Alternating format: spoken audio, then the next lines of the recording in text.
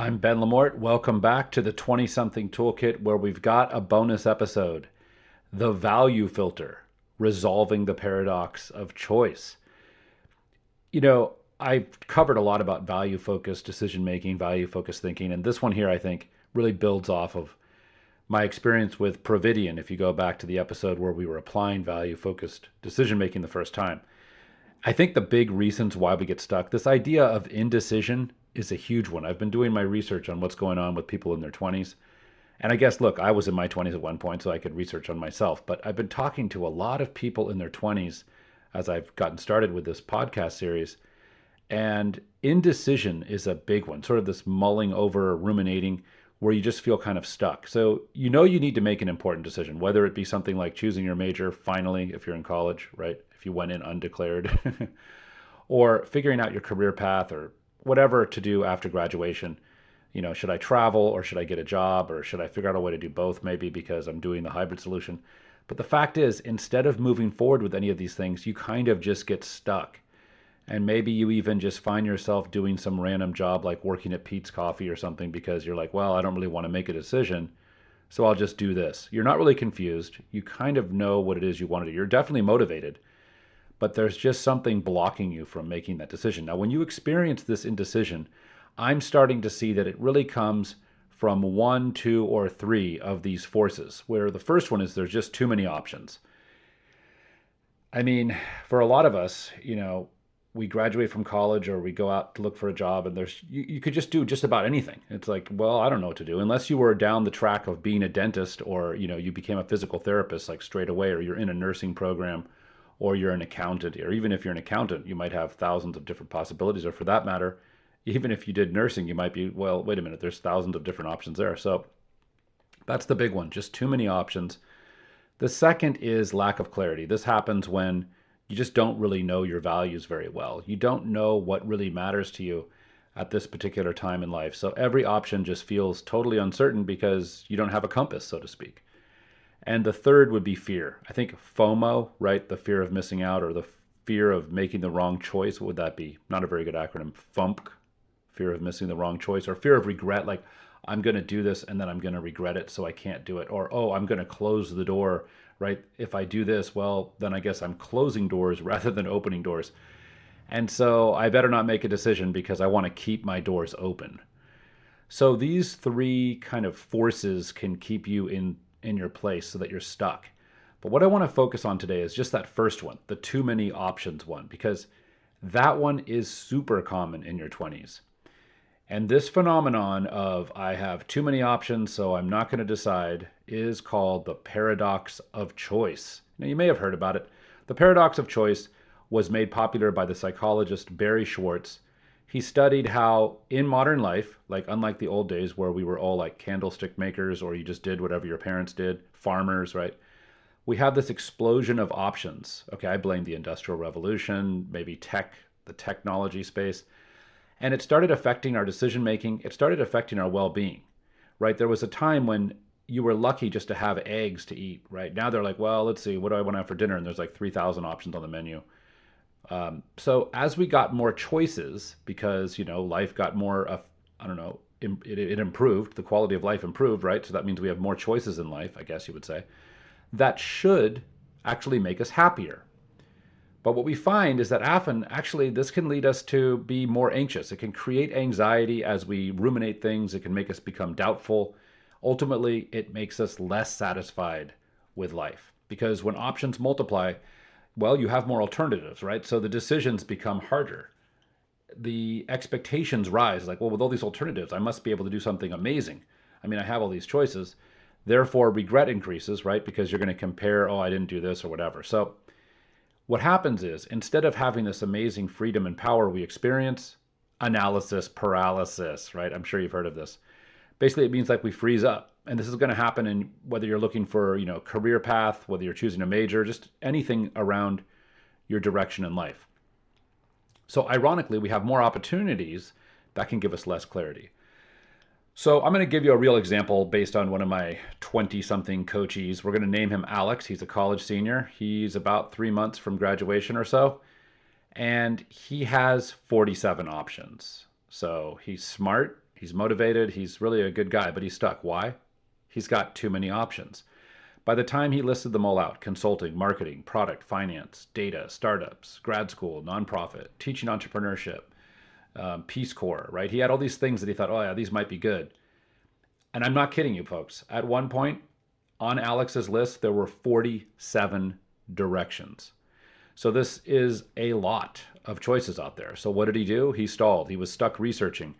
He was waiting for that moment of clarity. And the thing is, the clarity moment just didn't happen. He wasn't struck by a lightning bolt one day and realized, I want to go to the Peace Corps. Although, shout out, I did have one person that I'm working with informally who did get struck by a lightning bolt and decide to go to the Peace Corps. Okay, you know who you are. It was not a literal lightning bolt, good thing. But this guy, Alex, he wasn't a lazy guy. In fact, he was the opposite of lazy. I would say he was very diligent and he really did his research.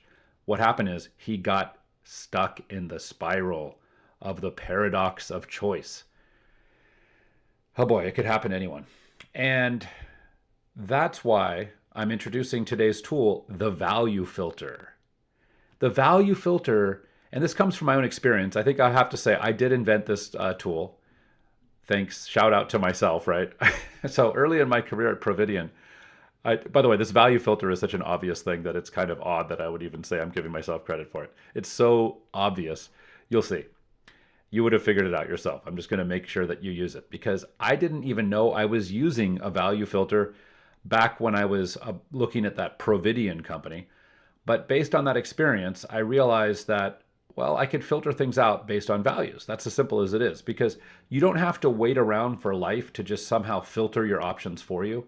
You are the one that takes your values and you can begin to filter out options more proactively. So how did Alex handle this 47 options thing? And how did he get it down to 5? Instead of thinking, what is the best job? Or like, let's go look at all the different things that you might want to do. I guess we would say we reframed the question and we said, what matters to you most right now? And we got back into those values, right? I want to learn fast. I want to get a great mentor or have some mentors that can teach me stuff that I can build relationships with. I want to develop these types of skills. And we wrote them down. We talked about how, he wants to be in a very ambitious environment. So these are kind of the overachiever types that are really pushing themselves. So once we, look, I don't know, Alex, if you want to be in that environment, maybe it's not a bad idea to be in that environment right after college, but at some point, some of you might want to chill. But again, thinking about what type of an environment you want to be with. Do you want it to be super ambitious or more chill? That's going to help you figure out how to narrow down your search. And when we applied these filters, and it was pretty straightforward, we ended up going from 47 options to 5. And ladies and gentlemen, that's how many fingers you have on your hand. Again, no offense to people with 47 fingers on their hand. Hopefully you're not one of those people. But the point I'm making is you can't just look down at your hand and say, well, see, 1, 2, 3, 4, 5. You're not going to count to 47. It's going to drive you nuts. So what happened was clarity started to emerge from the chaos. Well, he started applying because once he only had 5, it sort of felt like, okay, maybe I can start applying. If you have to apply to 47 things, it's almost like, well, why bother? I mean, I'm never even going to put a dent in this. It's just frustrating. So when you only have 5 things on your list, you can start sending out some applications and you really are making progress. You're getting that feeling of winning. And he felt a little bit more authentic when he was applying because he was using his values. So here's how the value filter works.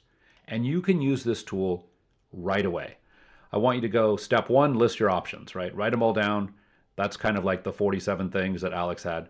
And then I want you to clarify, well, what are your top values, right? We talked about what matters to you most right now, whether it's your growth in terms of, skills, or is it about learning new topics, or is it stability? Like I just need a job so I can have some stability in my life, or maybe I want to make impact. I want to be a place where it's creative. I want to be in a place where the people are super ambitious. I want to be in a place where I'm in San Diego by the beach, right? You get the idea. What are those key values for you, right?